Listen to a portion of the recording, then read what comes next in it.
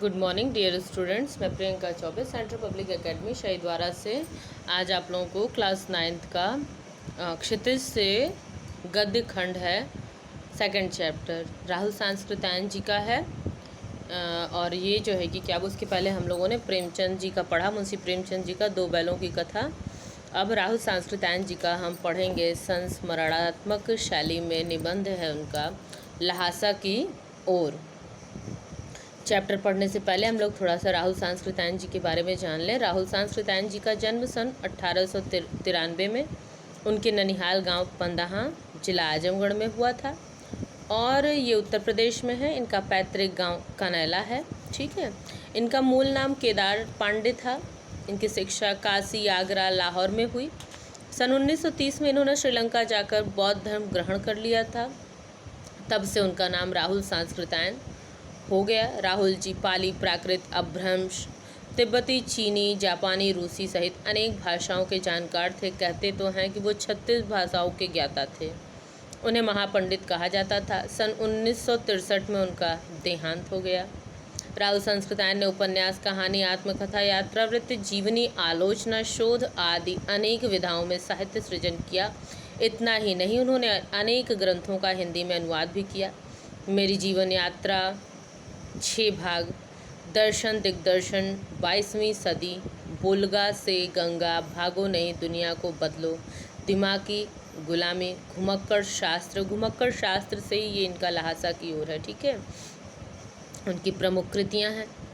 साहित्य के अलावा दर्शन, राजनीति, धर्म, इतिहास, विज्ञान आदि विभिन्न विषयों पर राहुल जी द्वारा रचित पुस्तकों की संख्या लगभग 150 है और राहुल जी बहुत ही लुप्त प्राय सामग्री का उद्धार कर अत्यंत महत्वपूर्ण कार्य किया उन्होंने। यात्रावृत्त लेखन में राहुल जी का स्थान अन्यतम है और कह रहे हैं यात्रावृत्त जो निबंध की शैली है इसमें इनका स्थान अन्यतम है। जिस प्रकार से सूरदास जी का बाल लीला करने में, ठीक है ना, और बाल रस में कह रहे हैं उन्होंने घुमक्कड़ शास्त्र रचा और उससे होने वाले लाभों का विस्तार से वर्णन भी किया। मंजिल के स्थान पर यात्रा को ही घुमक्कड़ का उद्देश्य बताया।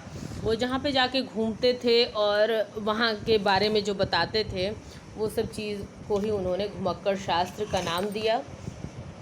उसमें से मनोरंजन, ज्ञानवर्धन एवं अज्ञात स्थलों की जानकारी के साथ साथ भाषा एवं संस्कृति का भी आदान प्रदान होता है।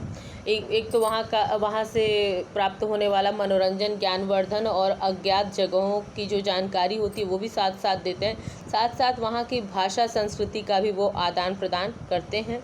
राहुल जी ने विभिन्न स्थानों के भौगोलिक वर्णनों के अतिरिक्त वहाँ के जनजीवन का भी सुंदर झांकी प्रस्तुत की। और तो और जहाँ वो जाते थे वहाँ के भौगोलिक वर्णन के साथ साथ वहाँ के जनजीवन का भी वो सुंदर वर्णन प्रस्तुत करते थे, ठीक है ना। ये जो संकलित अंश है ये राहुल जी की प्रथम तिब्बत यात्रा से लिया गया। उन्होंने सन 1929 और 30 में नेपाल के रास्ते से जो की थी, उस समय भारतीयों को तिब्बत यात्रा की अनुमति नहीं थी, इसीलिए उन्होंने यह यात्रा एक भिखमंगे के छद्म वेश में की थी और इसमें तिब्बत की राजधानी ल्हासा की ओर जाने वाले दुर्गम रास्तों का वर्णन उन्होंने बहुत ही रोचक शैली में किया है। इस यात्रा वृत्तांत से हमें उस समय के तिब्बती समाज के बारे में भी जानकारी मिलती है, ठीक है। हम देखेंगे ल्हासा की ओर।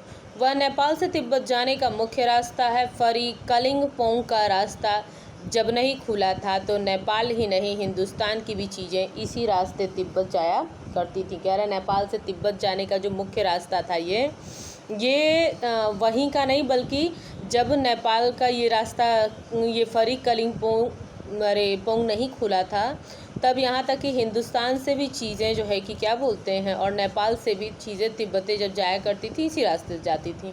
यह व्यापारिक ही नहीं सैनिक रास्ता भी था और कह रहे हैं व्यापार के लिए नहीं इसको इस्तेमाल किया जाता था बल्कि ये सैनिक रास्ता भी था। इसलिए जगह जगह फौजी चौकियाँ और किले बने हुए थे और कह रहे हैं इसलिए जगह जगह फौजी चौकियाँ, किले, सब चीज़ बने हुए थे जिनमें कभी चीनी पलटने रहा करती थी। आजकल बहुत से फौजी मकान गिर चुके हैं और कह रहे हैं उसमें चीनी पलटने रहा करती थी। आजकल बहुत सारे ऐसे फौजी मकान हैं जो गिर चुके हैं। कह रहे हैं दुर्ग के किसी भाग में जहां किसानों ने अपना बसेरा बना लिया है वहां घर कुछ आबाद दिखाई पड़ते हैं। और कह रहे हैं कि आजकल बहुत सारे फौजी मकान गिर गए हैं और दुर्ग जो किले हैं उनका जो भाग है उसमें जहां किसानों ने अपना जगह जगह बसेरा बना लिया है वहाँ घर कुछ आबाद दिखाई पड़ते हैं। कुछ ऐसे भी घर हैं जो कि आबाद दिखाई देते हैं। ऐसे ही प्रत्यक्त एक चीनी किला था और कह रहे हैं ऐसे ही एक परिचित चीनी किला था। हम वहाँ चाय पीने के लिए ठहरे। तिब्बत में यात्रियों के लिए बहुत सी तकलीफ़ें भी हैं और कुछ आराम की बातें भी हैं। और कह रहे हैं कि तिब्बत में ऐसा नहीं है कि यात्रियों के लिए तकलीफ़ें ही हैं बल्कि कुछ आराम की बातें हैं।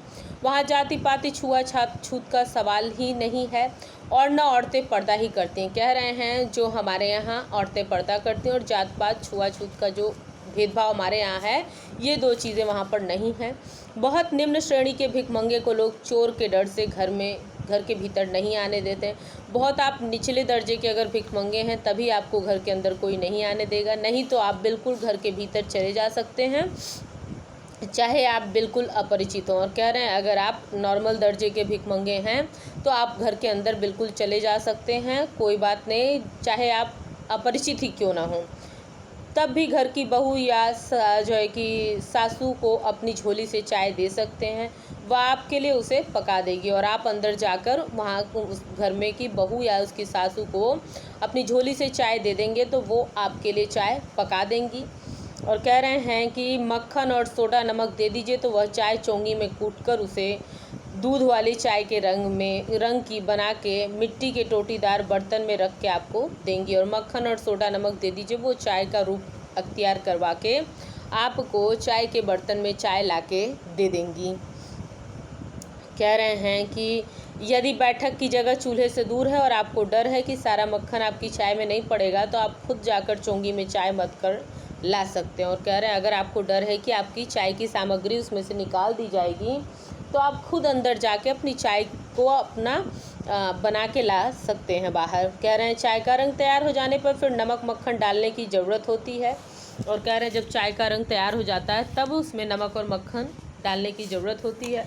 परित्यक्त चीनी किले से जब हम चलने लगे तो एक आदमी राहदारी मांगने आया। और कह रहे हैं जब हम वहाँ से परित्यक्त चीनी किले से चाय पी के जब चलने लगे तो एक आदमी चुंगी नहीं, अपने यहाँ चुंगी काटते हैं रास्ते से जाने के लिए, सड़क से जो है कि बड़ी बड़ी गाड़ियों की चुंगियाँ कटती हैं, तो ऐसे इन लोगों को रास्ते चलने के लिए भी राहदारी मांगने आ गए लोग।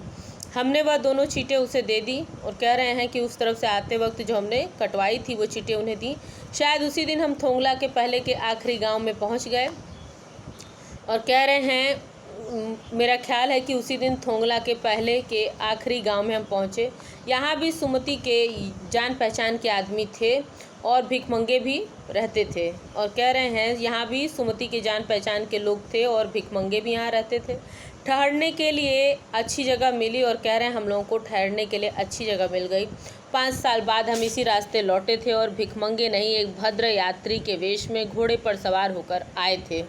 और कह रहे हैं 5 साल बाद हम इसी रास्ते लौटे हैं, तब भिखमंगे नहीं बल्कि एक भद्र यात्री के वेश में घोड़े पर सवार होकर आए थे उस टाइम, किंतु उस वक्त किसी ने हमको रहने के लिए जगह नहीं दी। कह रहे हैं जब यात्री के वेश में आए थे तो उस टाइम हमको किसी ने रहने के लिए जगह नहीं दी और हम गांव के एक सबसे गरीब झोपड़े में ठहरे थे। और कह रहे हैं बहुत गरीब ही झोपड़े में ठहरे थे। बहुत कुछ लोगों की उस वक्त की मनोवृत्ति पर ही निर्भर है। खासकर शाम के वक्त छंग पीकर बहुत कम होश हवास दुरुस्त रखते हैं। छंग मीन्स एक पेय पदार्थ जो नशीला होता है, ठीक है ना। कह रहे हैं कि उस समय की मनोवृत्ति पे भी निर्भर था कि मतलब हम एक ठीक ठाक यात्री के वेश में आए तो हमको जगह नहीं मिली, एकदम गरीब झोपड़े में जाके हम रहे। और कह रहे हैं कि खासकर शाम के वक्त वहाँ के लोग जो है कि वो पेय पदार्थ पी के और अपने होश हवास को किसी तरह से जो है कि क्या बोलते हैं दुरुस्त रखते हैं, क्योंकि पीने के बाद नशा आता है लेकिन किसी तरह वो लोग रख पाते हैं। तो अगर वो उस समय आप गए तो आप यात्री को रोकना चाहें तो रोकेंगे, नहीं रोकना चाहें तो नहीं रोकेंगे।